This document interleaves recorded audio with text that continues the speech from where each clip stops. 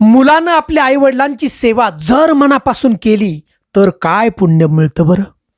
आणि जर एखाद्या मुलानं आईवडिलांची सेवाच केली नाही, पदोपदी त्यांचा अपमान केला, तर त्याला शिक्षा काय मिळते? हा जो प्रश्न आहे, प्रत्यक्षात ब्रह्मपुत्र नारद मुनींनी यमपुरीमध्ये जाऊन यमराजाला विचारला आणि यमराजानं दिलेलं सुंदर असं उत्तर आज या व्हिडिओच्या माध्यमातून आपण ऐकणार आहोत. आणि त्यासाठी हा व्हिडिओ नक्की आपण शेवटपर्यंत ऐका. चॅनलवरती प्रथम असताल तर नक्की सबस्क्राईब करा आणि ओम नमो भगवते वासुदेवाय नम अशी कमेंट आम्हाला जरूर करा, कारण या कलियुगामध्ये अशा माहितीची जरूरत आहे. पुण्य लागेल आपल्याला. हा व्हिडिओ जास्तीत जास्त शेअर करा. मराठी कथाकथन चॅनलमध्ये आपलं मनापासून सहर्ष स्वागत आहे. तर मित्रांनो, एकदा ब्रह्मपुत्र नारद मुनी यमपुरीमध्ये गेले. यमराजाला जाऊन भेटले हो. ब्रह्मपुत्र नारद मुनींना पाहून यमराजा खुश झाले. आसन त्या ठिकाणी दिलं बसण्यासाठी. आदर सन्मान केला आणि यमराजा नारद मुनींना म्हणाले की हे ब्रह्मपुत्र नारद, तुम्ही काय काम काढलं बरं? आज यमपुरीमध्ये आलात, असा काय संदेश घेऊन आलात आमच्यासाठी? नारद मुनींनी नमस्कार केला यमराजाला आणि सांगू लागले की हे यमराजा, आपण तर न्याय देवत आहात. प्रत्येक जीवाला आपण न्याय देता आणि त्याला त्याच्या कर्मानुसार आपण शिक्षा करता. तर हे यमराजा, मी या संपूर्ण पृथ्वी तलावरती आता फिरून आलो आहे आणि या पृथ्वी तलावरती पाहिलं की काही पुत्र आपल्या आईवडिलांची सेवा करतायत, मनापासून सेवा करतायत, परंतु काही पुत्र आपल्या आईवडिलांची सेवाच करत नाहीत, पदोपदी त्यांचा अपमान करतात. देवा, माझ्या मनामध्ये एक शंका आहे की जी प्रामाणिकपणे मुलं आपल्या आईवडिलांची सेवा करतात शेवटच्या श्वासापर्यंत, त्यांना काय पुण्य मिळतं? आणि जी मुलं आपल्या आईवडिलांची सेवाच करत नाही, पदोपदी अपमान करतात, त्यांना तुम्ही यमलोकामध्ये काय दंड देता? या प्रश्नाचं उत्तर तुम्ही मला द्या आणि माझं समाधान करा. आता हे सगळं ब्रह्मपुत्र नारद मुनीचं बोलणं ऐकल्यानंतर आणि यमराजा त्या ठिकाणी म्हणाला, हे ब्रह्मपुत्र नारद, हा जो प्रश्न तुम्ही आज विचारलाय, हा प्रश्न अखंड या सृष्टीच्या कल्याणासाठी आहे. या प्रश्नाचं उत्तर मी जरूर देतो. आणि यमराजा त्या ठिकाणी ब्रह्मपुत्र नारद मुनीला सांगू लागले की ऋषीवर तुम्ही ध्यान देऊन ऐका, मी सगळं पाप पुण्याचं सुद्धा सांगणार आहे आणि या ठिकाणी सुंदर अशी छोटीशी कथा सुद्धा सांगणार आहे. फक्त शेवटपर्यंत आपण ऐका. सगळ्या प्रश्नाचं उत्तर आपल्याला मिळेल की हे देव ऋषी, पिता म्हणजे धर्म आहे, पिता म्हणजे स्वर्ग आहे आणि पिता म्हणजे सर्व उत्कृष्ट तपस्या आहे.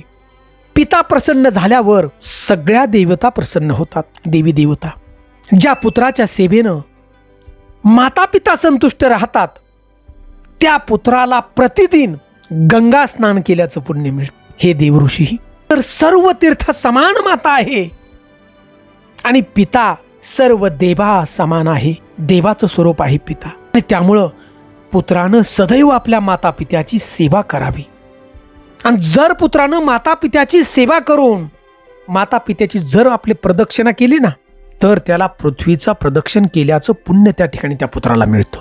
आणि माता पित्याच्या पायावरती नतमस्तक होणाऱ्या पुत्राला स्वर्ग प्राप्त होतो, अक्षय स्वर्ग प्राप्त होतो.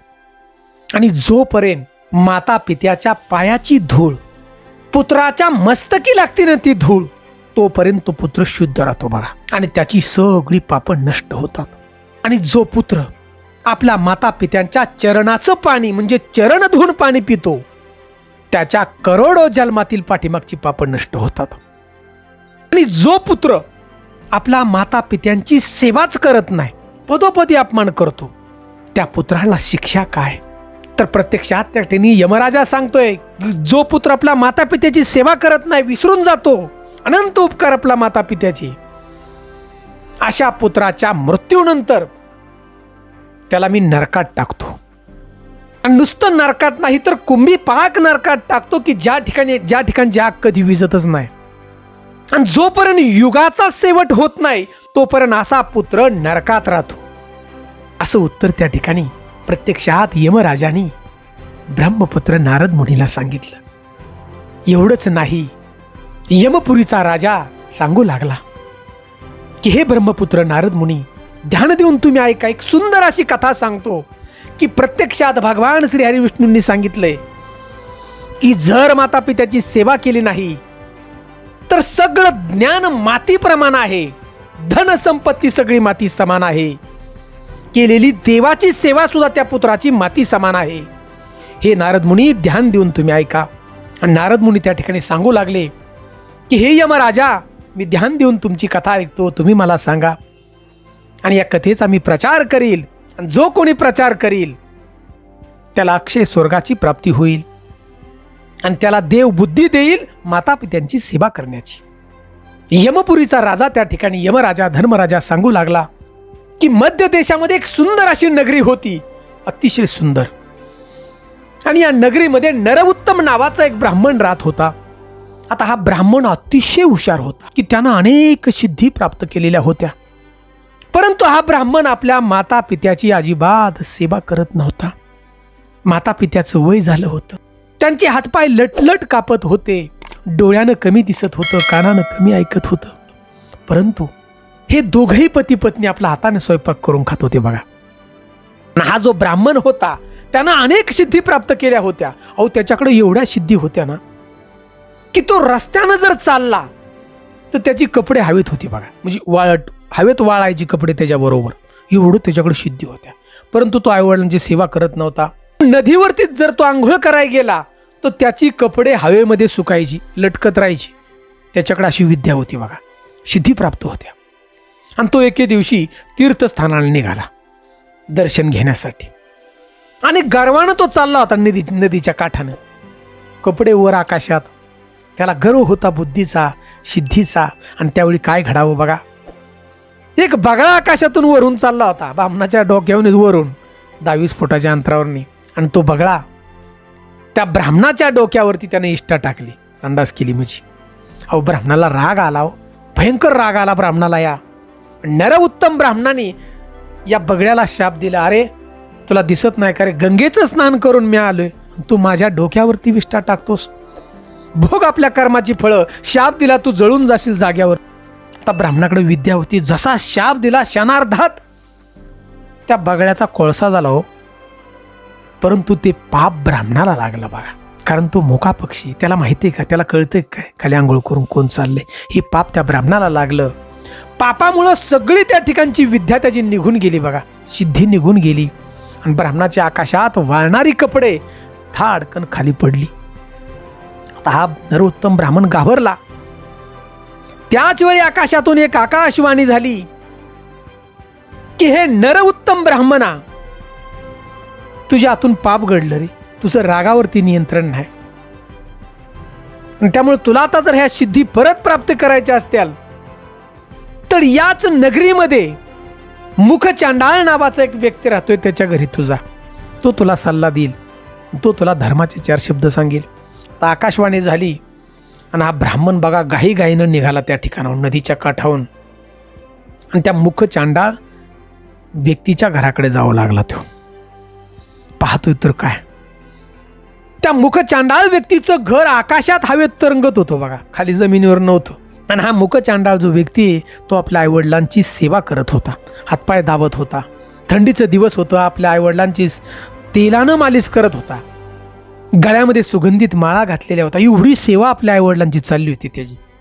आता हा ब्राह्मण त्या ठिकाणी नरोत्तम गेला, आवाज देऊ लागला. आणि हा जो मुख चांडाळ व्यक्ती तो बाहेर आला. अरे म्हणले, ब्राह्मण देवता तुम्ही इथं काय काम आहे? त्यांनी सगळा घडलेला प्रकार सांगितला त्या ठिकाणी बघा, की मला धर्माचं ज्ञान थोडंसं. तो मुख चांडाळ व्यक्ती त्या ठिकाणी म्हणाला, ब्राह्मण देवता, मी आता आईवडिलांची सेवा करतोय आणि त्यामुळे आईवडिलांच्या सेवेमध्ये खंड येता कामा नये, मी दुसरं कुठलं काम करत नाही, किती कुणी बी येऊ द्या. आता हे सगळं ऐकलं हा ब्राह्मणाला राग आला, नरोत्तम ब्राह्मणाला. अरे म्हणला, मी ब्राह्मण आहे आणि ब्राह्मणाच्या सेवेपेक्षा कुठलं तुझी सेवा मोठी आईवडिलांची म्हणला, तुला शाप दिल म्हणला. आता हा मुख चांडाळ व्यक्ती त्या ठिकाणी म्हणाला, अरे तुझ्या शापानं तो बागळा मेला, परंतु तुझ्या शापानं मला काही होणार नाही म्हणला, कारण मी आईवडिलांची सेवा करतो या ठिकाणी. परंतु मी एक काम करतो, तुला थांबायचं असेल तर थांब, माझ्या माता पित्याची सेवा झाल्यानंतर तुला धर्माचं ज्ञान देईल. आणि तुला घाई असेल तर तुला अजून एक उपाय सांगतो.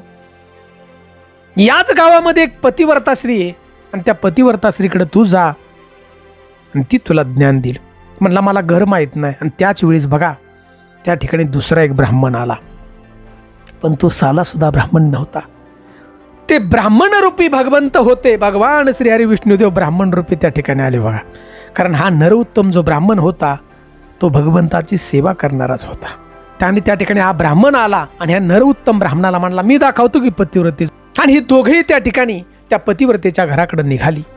आता जाता जाता हा नरोत्तम ब्राह्मण म्हणाला की अहो ब्राह्मण देवता पतिव्रता म्हणजे नक्की काय बरं, काय असं आहे पतिव्रतेमध्ये.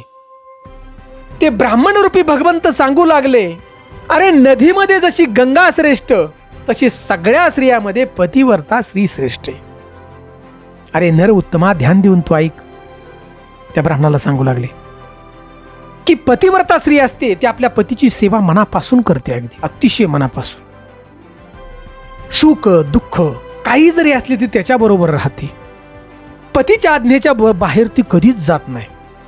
जशी एखादी आई 100 पुत्र जरी असले तरी आपल्या पुत्रावरती बघा समान प्रेम, तशी ही पतिव्रता स्त्री 100 पुत्राप्रमाणे आपल्या पतीवरती प्रेम करते. जी स्त्री आपल्या पती व्यतिरिक्त दुसरा कुठलाही पुरुष भाऊ मानते, त्याला आपला मुलगा मानते, ती स्त्री पतिव्रता. आता हे दोघं बोलत बोलत नरोत्तम ब्राह्मण आणि दुसरे ब्राह्मण रूपी देव ही दोघेही बघा या पतिव्रतेच्या घराच्या समोर पोचले. तिचं नाव होतं शुभा. अतिशय रूपवती होती, अतिशय सुंदर होती आणि ज्ञानवंत सुद्धा होती. आता पोचल्याबरोबर ह्या नरोत्तम ब्राह्मणानं आवाज दिला. त्यावेळेला ती पतिव्रता स्त्री घराच्या बाहेर आली आणि हा नरोत्तम ब्राह्मण म्हणला की मला धर्माचं ज्ञान तुम्ही द्या. आणि त्यावेळेला पतिव्रता स्त्री त्या ठिकाणी म्हणाली, माझ्या पतीची सेवा करण्याची ही वेळ आहे, मी सेवा करते. माझ्या पतीची तब्येत बरोबर नाही, मी त्यांचा हातपाय दाबते. आणि ज्या वेळेला मी पतीची सेवा करते ना त्यावेळेला मी दुसरं कोणाचंही काम ऐकत नाही आणि करत बी नाही. आता ब्राह्मणाला राग आला किंवा बोलल्यावर सगळं. आणि नरोत्तम ब्राह्मण त्या ठिकाणी म्हणाला, मी ब्राह्मण आहे आणि ब्राह्मणाच्या सेवेव्यतिरिक्त अशी सेवा तू कुठली मोठी तुझी. ती म्हणाली की माझी एकच सेवा माझ्या पतीची सेवा, त्यामुळे तुला आता मी ज्ञान देऊ शकत नाही धर्माचं. आता ब्राह्मण रागावला आणि ब्राह्मण त्या ठिकाणी म्हणला मी तुला शाप देईल.